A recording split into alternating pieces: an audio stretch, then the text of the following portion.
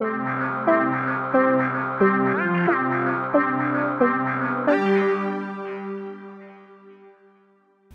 everybody, it's Chris here from psnstores.com, and I don't do this a lot, but I'm making this video to complain about a feature that Sony removed from the latest PlayStation 3 firmware.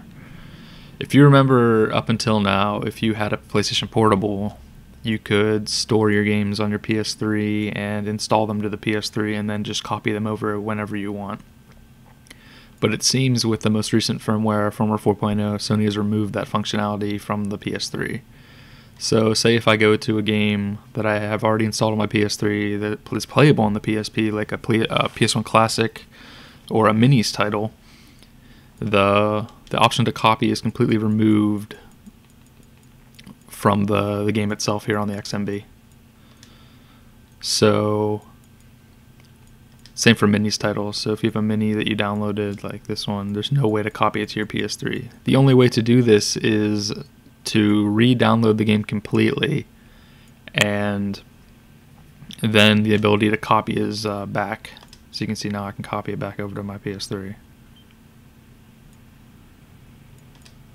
But this is a real pain in the ass for people who actually use their PSPs still, and especially for Minis titles since they're playable on both PS3 and PSP.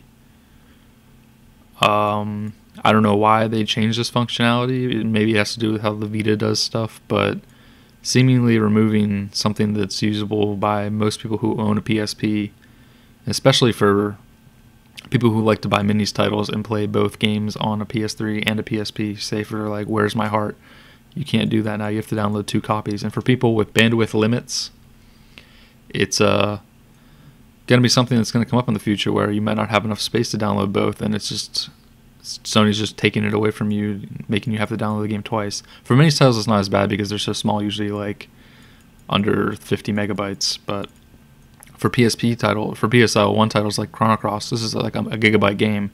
Having to download that twice could eat up on your bandwidth. So let me know what you think in the comments, either here in the video or on the site. If you think you should be more vocal about this and maybe see if Sony can patch it back in with a 4.01 or something, let me know.